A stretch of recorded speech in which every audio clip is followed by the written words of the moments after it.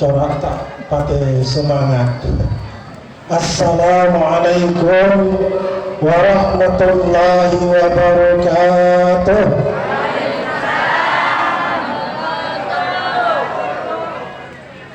Alhamdulillah alladzi nahmaduhu wa nasta'inuhu wa nastaghfiruh wa na'udzu billahi min shururi anfusina wa min sayyiati a'malina.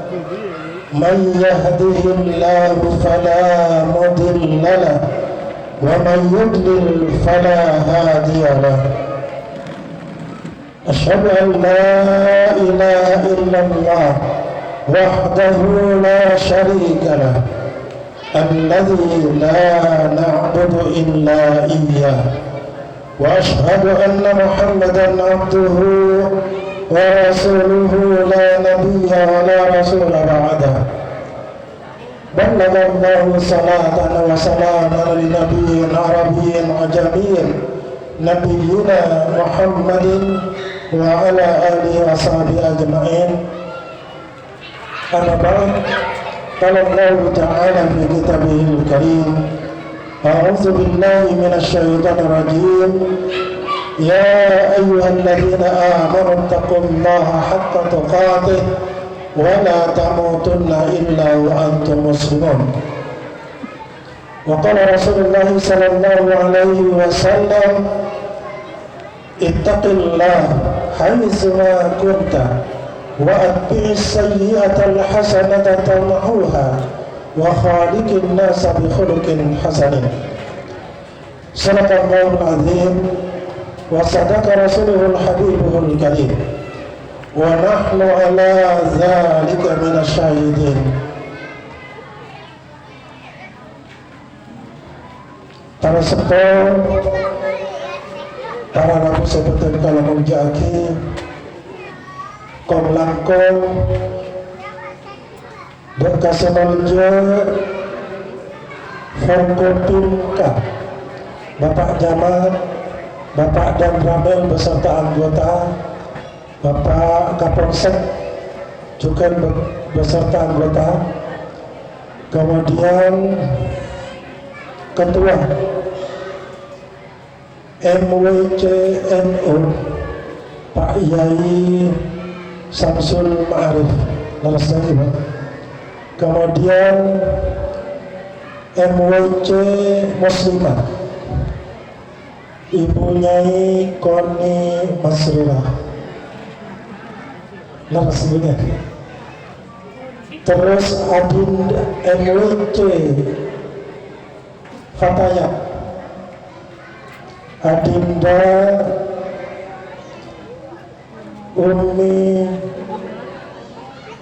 Ummu Syahadah ya. Seperti kalau menjaki cakanca menkaca TV sabar dibudi lah cakanca pimpinan cabang Muhammadiyah, pimpinan cabang Aisyah, pimpinan cabang Nasyiatul Aisyah, pimpinan cabang Pemuda Muhammadiyah. Seperti kalau menjaki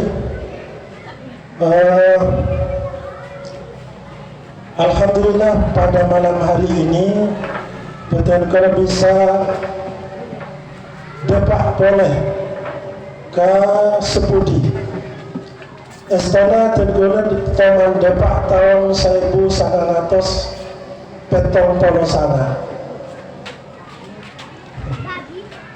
Tamat sanawiyah, gula nampak perahu nikah mau osok dari Kangian ke Kalianan, tapi kita nyeper ke Sepudi.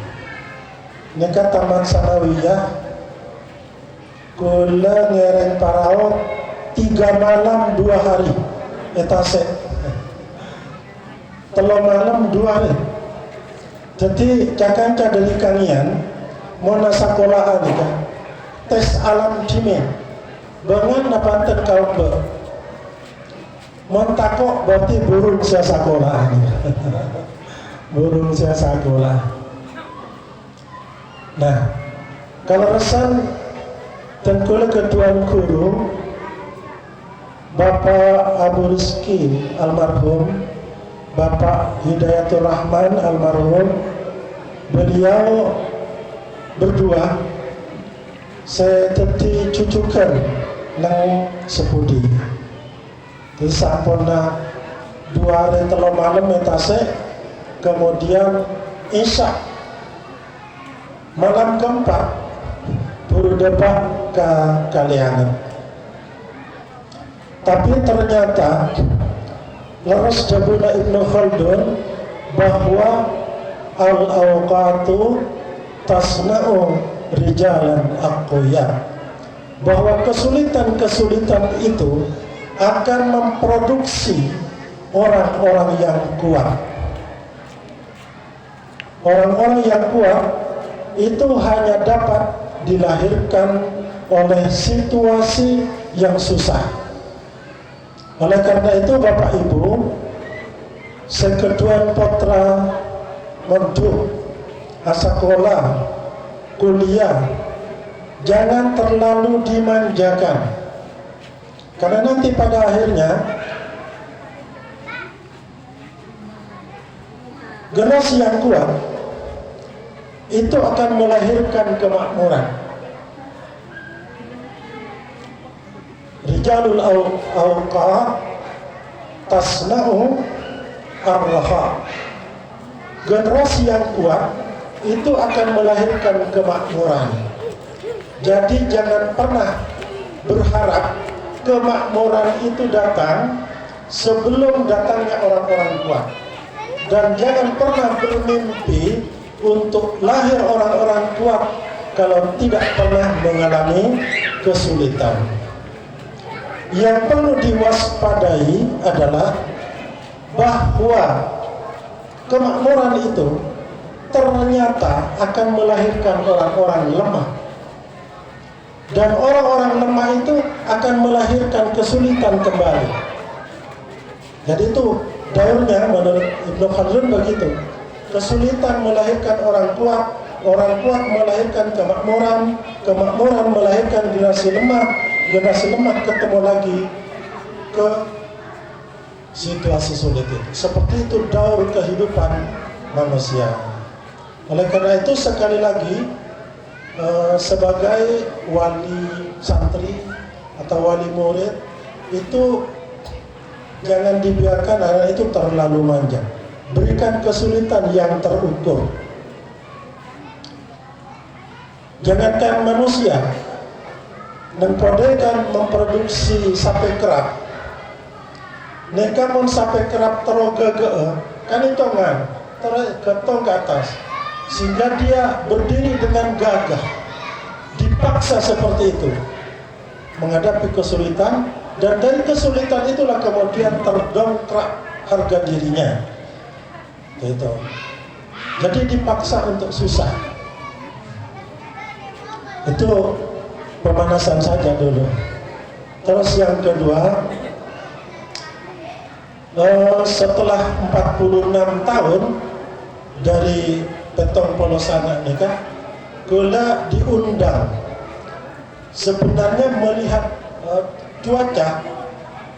Gula 75% sudah keberatan, tetapi karena banyak teman-teman mengkantor akhirnya 75 itu turun jadi 0%. Terus kesininya itu naik yang 25 jadi 100%. Pokok cuaca bagus, insya Allah saya hadir. Jadi candang bodai motak merah tak dalam dia nengkoneng kalam pipote tak ngira siapa kia nengoneng apa kipone makin kadento. Assalamualaikum. Assalamualaikum. Bani penutup nih. Kayak ada loknya sampean. Bapak Ibu sebutan kalau mau jaki, makin nikah temanya 2 dan sama-sama berat. Setengah memperingati Isra Mi'raj, Mi'raj. Kemudian yang kedua Tarhib Ramadan. Para sahabat sebagian kaum menjadi ini kesulitan yang dialami oleh Rasulullah. Kemudian kenapa para sahabat itu menjadi orang-orang kuat? Perhatikan baik-baik untuk merasakan suasana hati Rasulullah ketika Isra Mi'raj itu. Perlu diketahui bahwa sebelum Isra Mi'raj itu Rasulullah SAW mengalami masa-masa susah yang disebut dengan Amul Hazan. Jadi Amul Hazan mereka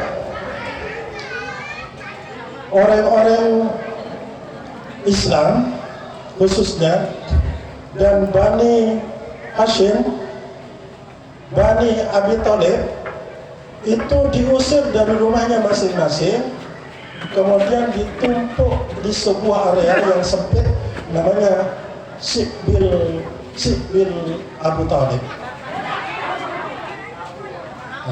Bagi sedikit. Sikbil Abi Thalib ini daerah yang diapit oleh dua gunung. Kemudian disitulah Rasulullah beserta orang-orang Muslim ditambah yang bukan Muslim tapi anggota Bani Hashim dan Bani Abi Thalib. Bani sekejap 3 tahun lamanya itu tidak bisa keluar, keluar tak bisa ke dalam. 3 tahun lamanya sampai nang tarikh nikah masyarakat waktu itu ada dadar, yang dadar ya.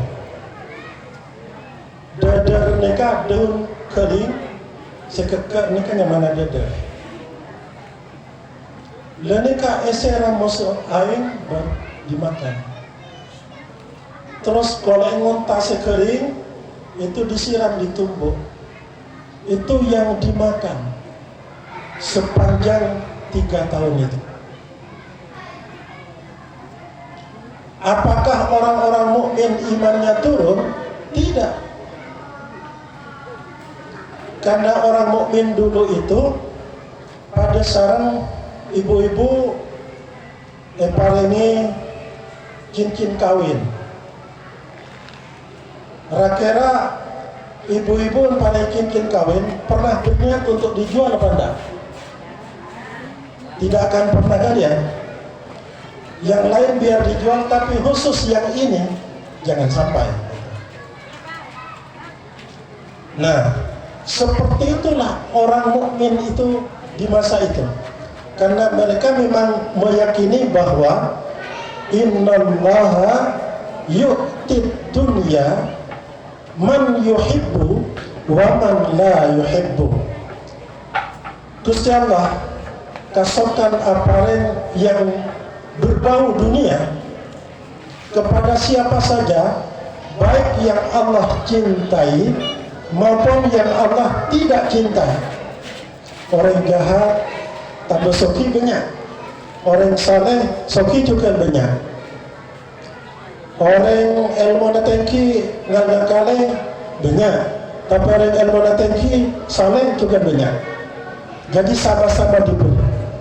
Apa yang dicintai, apa yang dibenci oleh Allah itu dikasih semua. Walakinnallaha la yu'til imana illa man ahabba. Tetapi Allah itu tidak mungkin akan memberikan iman kepada seseorang kecuali orang itu memang dipilih oleh Allah Subhanahu wa taala menjadi orang yang dicintai oleh Allah Subhanahu wa taala. Oleh sebab itu Allah Subhanahu wa taala mengingatkan, fala tamutunna illa wa antum muslimun. Maka jangan pernah kamu abaikan tanda cinta Allah itu sampai kamu bawa mati. Jangan diterlantarkan. Nah, seperti itu perasaan para sahabat Rasulullah SAW. Sanare ada erdeder, sanare acupok koleng ontak, tapi terus mereka bersabar dengan keadaan itu. Jadi diboykot istilahnya, tak oleh abine Bani Hashim, Bani Abi Thalib, oleh menikahkan anaknya ke orang Islam. Sini tak bisa keluar. Mulai abelencak ke pasar, harganya patengki 3 kali lipat. Sehingga yang datang ke pasar itu kembali dan disambut dengan tangis anak-anaknya karena kelaparan. Seperti itulah 3 tahun itu. 3 tahun ini kan lebih dari 1000 hari. Mon sehari 3 kali ada, berarti 1000 kali 3 kali. Itu perjuangan seperti itu. Sementara kita kan tidak pernah mengalami hal seperti itu. Ini saya ceritakan supaya kita setidaknya merasakan meski tak sepenuhnya perasaan itu seperti yang Rasulullah dan para sahabatnya alami. Kemudian Allah Subhanahu wa taala memanggil Rasulullah SAW untuk Isra dan Mi'raj. Anak-anakku, di belakang Isra Mi'raj itu tanggal berapa ya? Halo? Santri Madrasah Diniyah Takmiliyah. Itu kalau saya dulu di madrasah 27 Rajab Nabi Muhammad Isra dari Masjidil Haram ke Masjidil Aqsa. Tuhan tunjukkan tanda-tanda kebesarannya sebagai tamsilan bagi umat Islam di dunia. Nah, itu 27 Rajab. Nanti kalau ada soal tanggal berapa ya Rajab? Isra Mi'raj, jawabannya tanggal 27 Rajab. Nah, kemudian Allah menceritakan, A'udzubillahi minasyaitonirrajim. Subhanalladzi asra bi'abdihi lailan minal masjidil haram ilal masjidil aqsa alladzi barakna haulahu linuriyahu min ayatina. Al-ayat al-akhir. Saya hanya ingin menggarisbawahi barakna haulahu, karena ini sangat penting bagaimana kehidupan kita itu diberkahi. Sesuatu yang diberkahi itu artinya ziyadatul khair. Ilmu yang diberkahi, ilmu itu menyebabkan pemiliknya, pemilik ilmu itu bertambah kebaikannya. Harta yang diberkahi artinya harta itu menyebabkan energi yang ditimbulkan oleh harta itu bergerak melakukan kebaikan dan sebagainya dan sebagainya. Usianya juga begitu. Oleh karena itu, sekali lagi Bapak Ibu yang saya hormati, perhatikan baik-baik melalui peringatan Isra Mi'raj ini.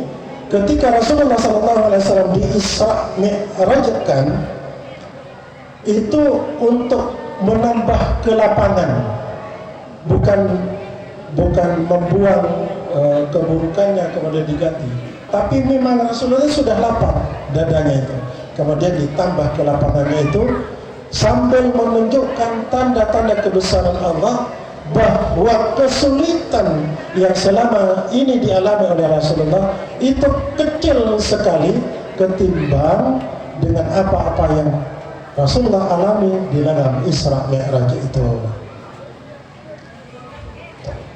Jadi ada istilah ulama itu bahwa as-salatu mi'rajul mu'minin. salat itu adalah mi'rajnya orang-orang mukmin. Jadi ketika kita merasa bahwa Allahu Akbar,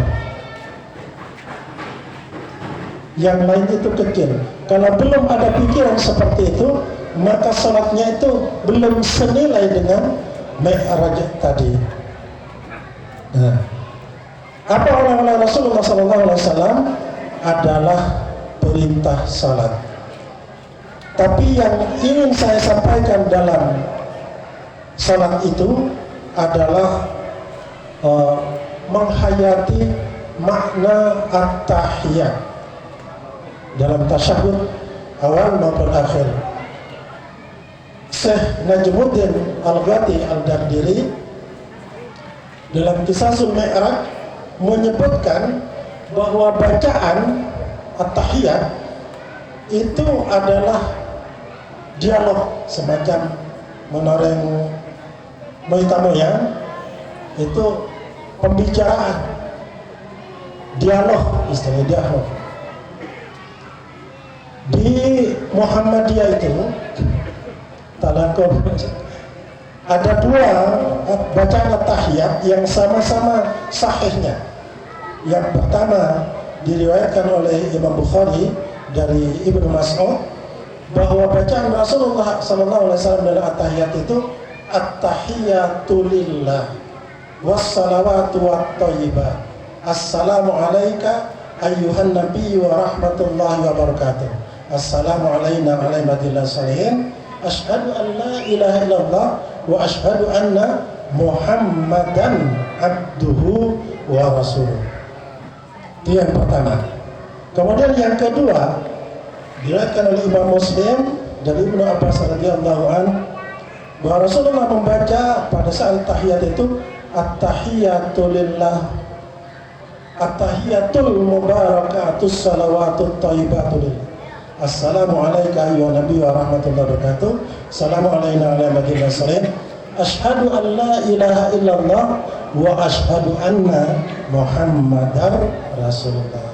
Jadi pangkalnya beda, ujungnya beda, tapi kedua-duanya itu sama sahihnya, bisa memilih salah satu di antaranya. Nah, ketika Rasulullah SAW sampai ke Sidratul Muntaha, Rasulullah itu bersimpuh. Saya bayangkan seperti bersimpuhnya ketika kita tasyahud. Kemudian Rasulullah SAW mengucapkan at-tahiyatu lillah wassalawatu wat-thayyibat atau at-tahiyatul mubarakatus salawatut thayyibat. Itu diucapkan. Segala pengagungan itu milik Allah, segala pujian milik Allah, dan seterusnya. Kemudian ucapan Rasulullah itu dijawab oleh Allah, assalamu alayka ayyuhan nabiyyu wa rahmatullahi wa barakatuh. Salam sejahtera, kedamaian, keberkahan, dan kerahmatan terlimpah untuk kamu, wahai Nabi. Kepada Nabi. Tapi Nabi dalam suasana yang puncak kebahagiaan itu ya, setelah menderita selama 3 tahun, dinaikkan oleh Allah Subhanahu wa Ta'ala dan berdialog, itu adalah puncak kebahagiaan yang pernah dialami oleh Rasulullah SAW. Kalau seorang bapak itu menemukan kebahagiaan, itu mesti ingat istri, ingat anak, ya. Berarti itu pahlawan keluarga. Tapi kalau ada seorang laki-laki mendapatkan kebahagiaan, tidak ingat siapa-siapa, hanya untuk dirinya sendiri, itu namanya laki-laki egois. Kalau ada seorang pemimpin menemukan kebahagiaan, kemudian dia ingat keluarganya, ingat bangsanya, maka ini adalah pemimpin kelas negara atau negarawan. Nah, Rasulullah SAW lebih dari semua itu. karena pikirannya itu melintasi generasi, melintasi batas otoritas atau otoritarian, batas apa? Batas wilayah sebuah negara. Perhatikan baik-baik jawaban Rasulullah ketika Allah menyampaikan Assalamualaikum ayuhan Nabi wa rahmatullahi wa barakatuh. Rasulullah menjawab Assalamu alayna wa ala ibadillahi salihin. Ini kan Nabi Pak Yai Samsul Ma'arif sudah paham. Assalamu alayna. Nah itu disebut mutakallim ma'al ghaib. Jadi dia berbicara atas nama dirinya dan atas nama orang di belakangnya. Jadi kalau Ketua PCM mengundang saya, Pak, kami akan mengundang jenengan ke Sepudi. Kami itu berarti seluruh pengurus atau pimpinan cabang sampai ke bawah. Kalau Pak Camat bilang kami siap untuk menggerakkan masyarakat, kami artinya itu beliau dan seluruh perangkatnya sampai ke bawah. Nah kalau Rasulullah menyebut Assalamu alayna, keselamatan itu bukan hanya untuk aku ya Allah, tapi untuk kami. Siapa kami itu? Kami itu adalah orang-orang yang beriman dulu, sekarang, dan yang akan datang.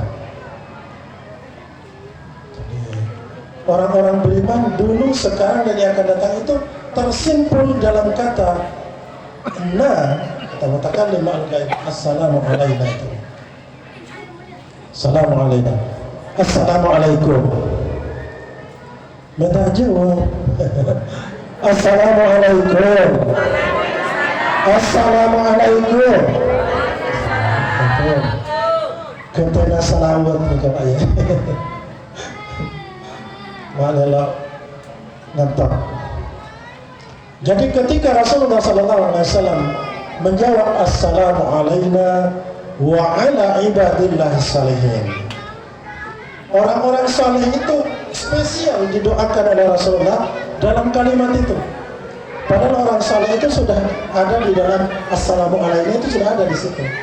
Tapi kemudian dikeluarkan dari sifat umumnya, khusus spesial orang-orang yang saleh itu 2 kali didoakan oleh Rasulullah SAW. Allahumma salli wa sallam wa barik alaihi. Nah, Muhammad Iqbal rahimahullah itu mengatakan begini, seandainya Rasulullah SAW itu orang yang egois, dia tidak akan balik lagi ke bumi ini. Ngapain? Ngapain susah-susah di bumi? Nginep saja di Sidratul Muntaha, di situ tempat yang paling membahagiakan. Itu seandainya Rasulullah itu orang yang egois, tapi beliau ingin menyampaikan kebahagiaan itu kepada orang-orang lain supaya ikut bahagia juga. Maka beliau turun ke bumi untuk menyampaikan kenikmatan Allah Subhanahu wa Ta'ala itu. Para sepuh sebagian kaum menjadi nikmat iman itu di samping tanda cinta dari Allah, itu nikmat yang paling besar. Allah Subhanahu wa Ta'ala berfirman, A'udzubillahi minasyaitonir rajim. Qul bi fadlillahi wa bi rahmatihi fabidzalika falyafrahu huwa khairum mimma yajma'un. Katakan Muhammad, dengan rahmat dan karunia Allah hendaklah kamu sambut nikmat iman dan Islam itu dengan rasa bahagia. Fabidzalika falyafrah, hendaklah kalian sambut nikmat yang paling baik itu dengan rasa gembira, dengan riang gembira. Kenapa seperti itu? Huwa khairum mimma yajma'un. Karena nikmat iman dan Islam itu itu jauh lebih baik dari apapun yang bisa kalian kumpulkan sepanjang hidup kalian. Selain iman dan Islam itu, kamu kumpulkan apa saja sepanjang hidupmu di dunia ini, iman dan Islam itu jauh lebih baik dari itu semua. Oleh karena itu, hendaklah kalian sambut dengan riang gembira. Itu. Ini karena harus pindah tema setelah Isra Mi'raj, pindah ke tarhib Ramadan. Di bahasa Indonesia, Bapak Ibu, ada persoalan kata tarhib. Karena tarhib yang ditulis sama di dalam bahasa Indonesia itu ada tarhib pakai H tipis, itu yang benar, tarhib Ramadan pakai H. Ada yang tarhib Ramadan pakai H tebal, ashha, hanya itu. Nah, tarhib itu artinya kalau dikaitkan dengan tempat, tarhib itu artinya sebuah area yang lapang, yang luas. Kalau lapangan seperti lapangan, kalau ruangan yang luas. Nah, dulu ruhbatun, asal kata dari tarhib itu adalah tempat lapang, tempat istirahatnya para musafir. Jadi perjalanan jauh, setelah sampai ke ruhbatun tadi, mereka itu istirahat di situ sambil ngobrol, sambil memperbaiki alat-alat yang rusak selama perjalanan itu diganti. Kalau dikaitkan dengan perasaan, maka tarhib itu artinya menyambut dengan riang gembira, dengan hati yang lapang, dengan tangan terbuka. Nah, makna simbolik dari tarhib itu, bulan Ramadan itu seperti tanah lapang. Di situ tempat kita memperbaiki kerusakan-kerusakan selama perjalanan bulan-bulan kemarin itu. Kerusakan dengan istri karena sering berselisih, maka saatnya di bulan Ramadan itu diperbaiki untuk melanjutkan perjalanan berikutnya. Dengan tetangga, dengan teman dan saudara orang tua diperbaiki. Nah, Bapak Ibu, ternyata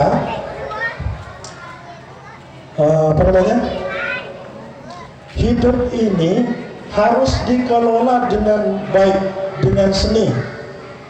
Nah, ada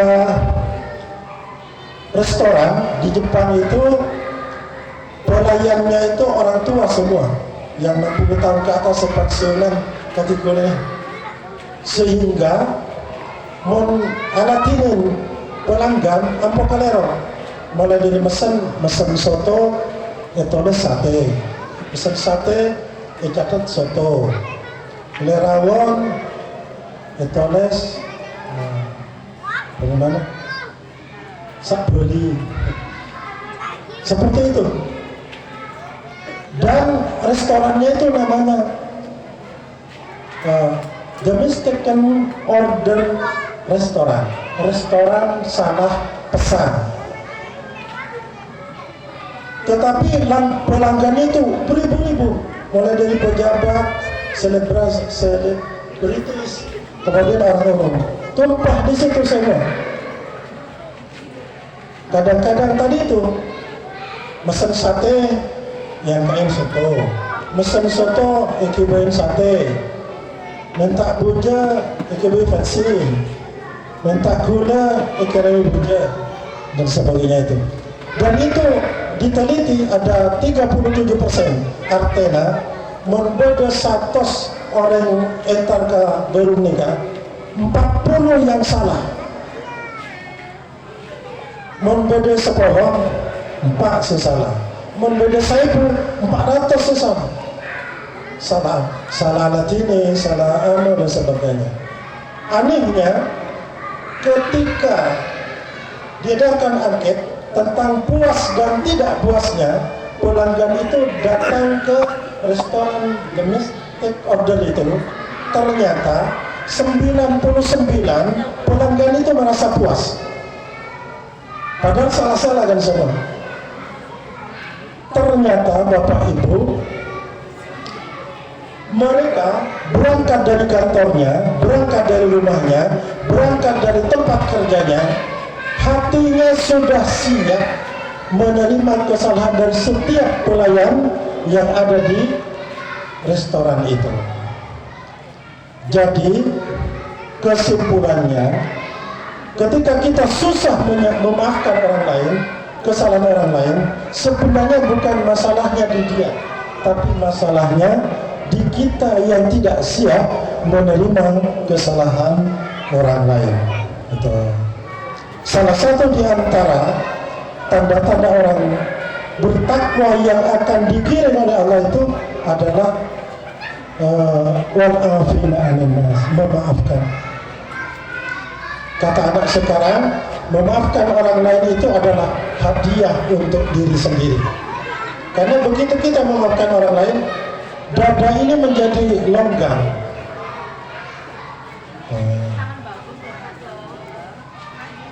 Jadi longgar. Bayangkan korset nikah sempit, tapi kalau orang yang kita sayangi kejengkok nampungan misalnya, itu bisa geser ke sini, kedua, atau menempuh ipangko kan ada apa? Ipangko. Nah, kenapa seperti itu? Karena di sini ada istilah kursi yang sempit ini cukup luas untuk diduduki oleh dua orang yang saling menyayangi, saling memaafkan. Tetapi ruang yang luas seperti ini itu sudah cukup sempit untuk dua orang yang saling membenci. Setengah libut dojo, setengah libut lau. Apa banyak dari jangkau apa atau masih siapa dia? Silates bibir aja. Seperti itu. Jadi seperti itu hidup, seperti itu. Bismillahirrahmanirrahim. Bismillahirrahmanirrahim. Bismillahirrahmanirrahim.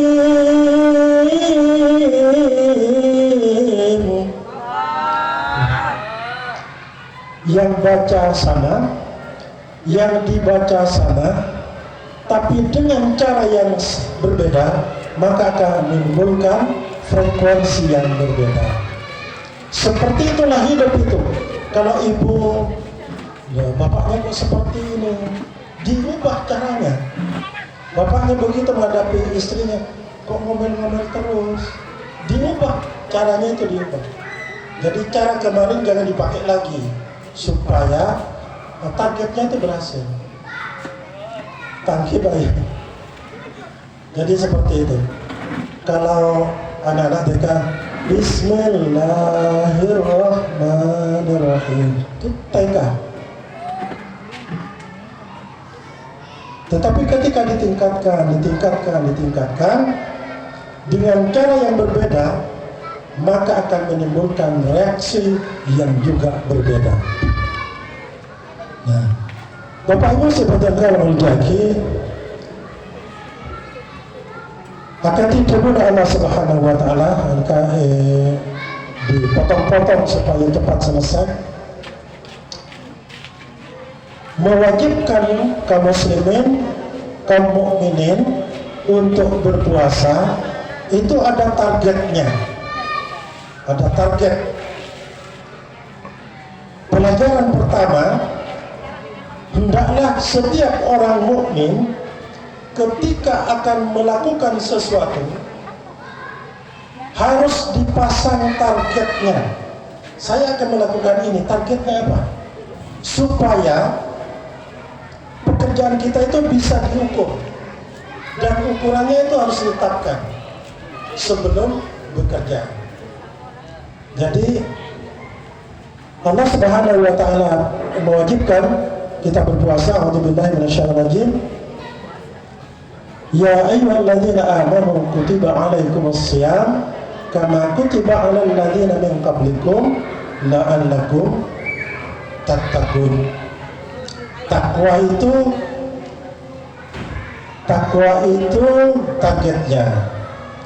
Apa saja ukuran-ukurannya, bahwa ketakwaan yang kita akan capai itu sudah mepet atau tercapai atau masih jauh.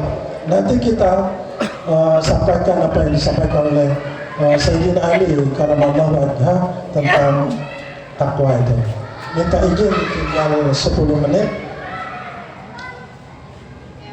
Nah, kenapa harus targetnya itu takwa? Karena ketakwaan itu jalan kemuliaan. Tidak ada jalan lain untuk mencapai kemuliaan itu kecuali lewat di situ.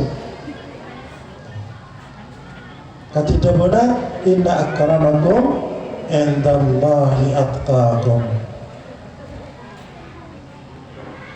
Manabi ng madrasah dimin nekat muslimat sepelak na tabu fatayat. Remon jaban ni sabab harta gitu, atau pangkat dulu. Remon jaban ni sabab pangkat, tapi monja orang setakwa. Kuna aki pangkat panika, sopaja takwa da Allah. Jadi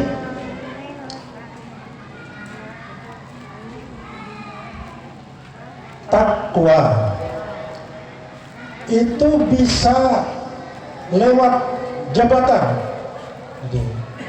Jadi pertanyaannya, apakah kaum muslimin ini tidak boleh memiliki jabatan? Sangat dianjurkan, karena banyak perbuatan baik itu bisa terselesaikan dengan cepat melalui jabatan, dan banyak keburukan atau kejahatan itu bisa dicegah dengan jabatan itu. Jadi orang dengan jabatannya bisa mencapai kemuliaan asalkan jabatan itu dijadikan wasilah untuk mencapai ketakwaan. Kemudian Rasulullah SAW, sab'atun yudhilluhumullahu fi dhillihi yawma la dhilla illa dhilluhu. Al-imamul adil. Nanti di akhirat, kata Rasulullah, ada 7 golongan yang akan mendapatkan naungan di hari di mana tidak akan ada naungan kecuali yang diberi oleh Allah Subhanahu wa taala. Satu di antaranya adalah pejabat yang bisa menggerakkan masyarakat menuju kebaikan, yakni al-imamul adil. Jadi ada peluang di situ untuk mencapai kemuliaan. Remon jabani sabab arta, tapi monja orang setakwa. Kuna aki arta panika, sopaja takwa da Allah. Harta itu. Rasulullah SAW juga bersabda, di antara 7 golongan tadi, satu di antaranya adalah orang yang memiliki harta yang banyak dan dia dermawan dan dirahasiakan sampai ketika tangannya memberikan sesuatu, yang kiri tidak melihatnya, tidak tahu. Tetapi Allah mengizinkan ketika kita berinfak itu juga terang-terangan ada, sirran wa alaniyah, baik sembunyi-sembunyi maupun terang-terangan. Yang terang-terangan itu misalnya dituntut transparansi, maka donasi-donasi itu perlu dicatat. Karena Allah mengizinkan supaya itu transparan. Kemudian orang kaya yang pelit itu kata Rasulullah orang yang paling merana hidupnya nanti di akhirat. Kata Rasulullah, al-muqsirina humul muqilluna yawmal qiyamah illa man a'tahu Allahu khaira. Orang kaya itu nanti di akhirat orang yang paling merana, tidak punya apa-apa. Muqillina itu artinya mali apa-apa, kebalikan dari muqsirina itu.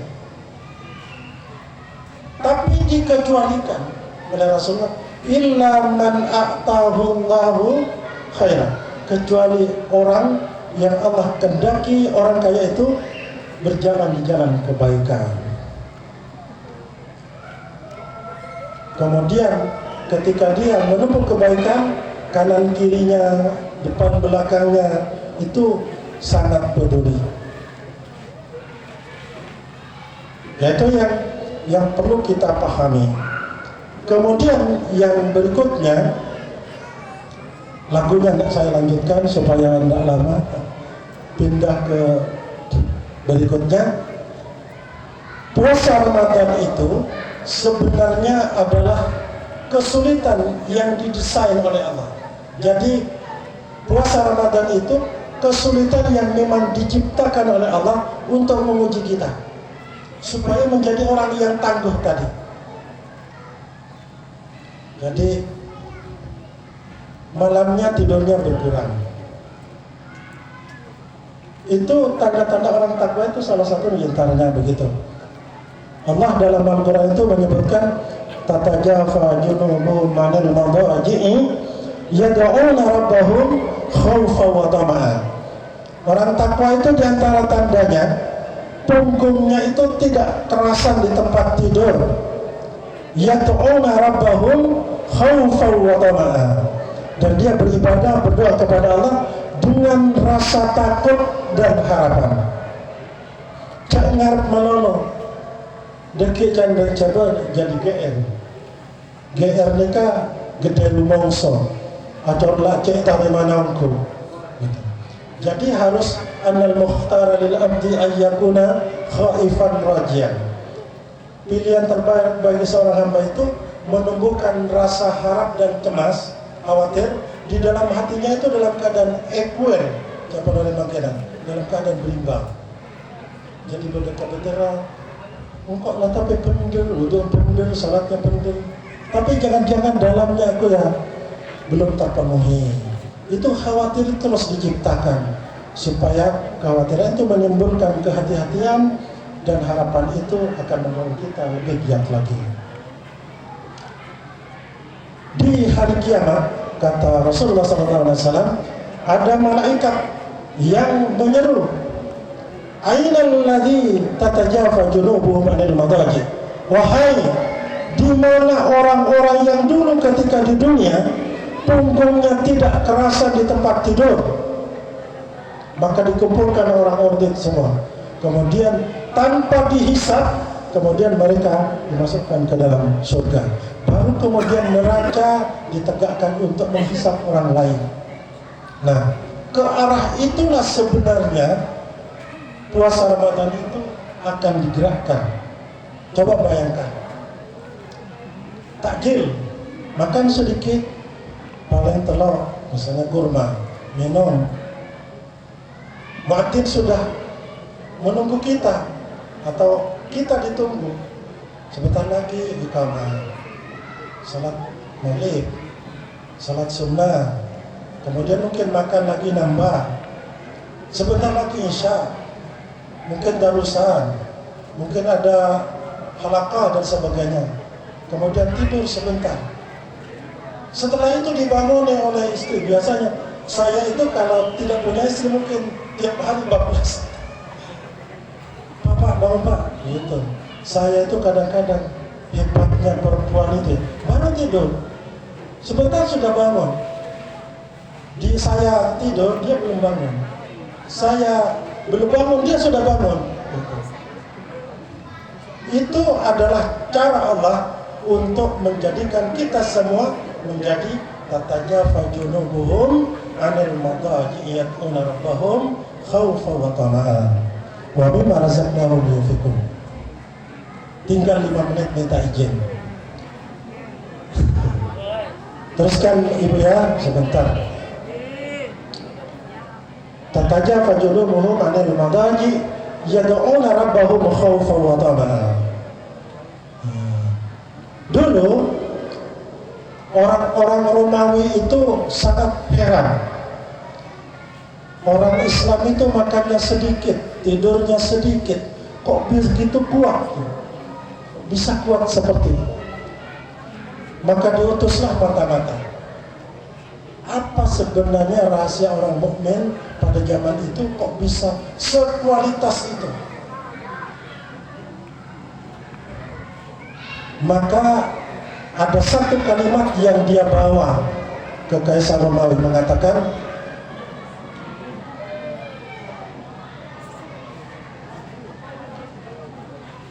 sebentar,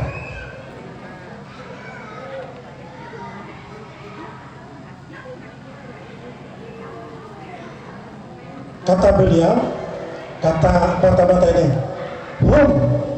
mereka itu adalah ruhbanum bil laili wa firsanum bin nahar. Kata mereka, orang mukmin itu seperti pendeta di malam hari. Karena mereka mengertinya kan pendeta, artinya dia tidak tidur.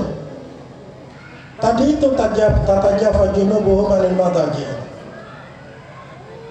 Tetapi wa firsanum bin nahar, tetapi pada siang hari mereka adalah orang-orang yang cekatan di dalam berkuda. Inilah penyebab orang-orang terdahulu itu menjadi unggul. Jadi unggul itu bukan karena banyak makan dan banyak tidur. Dan ke arah itulah Ramadan ini akan menggiring kita semua. Jadi begitu. Kenapa ya orang Islam itu kok sekuat itu, kok seberani itu? Ternyata itu kuncinya. Kaumun, mereka itu adalah sebuah kaum ruhbanum bil laili wa firsanum bin nahar. Orang yang kuat itu seperti itu. Nah, sebenarnya kita ini beda sedikit dengan Nabi. Kalau Nabi itu kan makannya sedikit, kita juga sedikit-sedikit makan, sedikit-sedikit makan. Nabi makan sedikit, tidurnya sedikit, Rasulullah. Dan kita sama, sedikit-sedikit tidur, sedikit-sedikit tidur. Akhirnya karena sedikit-sedikit, akhirnya banyak. Gitu. Kumpulannya banyak. Bapak Ibu sebenarkan orang jaki. Mungkin namun kali itu saya bisa atau lagi bertengkar lah. Nyon sapora nabi beda teratur, setak teratur, setak sorop sarung order kebiasa sebeda. Beda pola tengka secak pola, setak sorop sarung adat sebeda. Wabil khusus da Forkopimka, para alim ulama, ibu nyai dan para undangan yang tidak bisa sebut satu persatu. Jaipur Naring Pergalap, Cengkepot dan Bilepora, Salalopot Nyoun Sapora. Memang kita kesepian tanpa kekasih. Cukup sekian dan terima kasih. Assalamualaikum warahmatullahi wabarakatuh.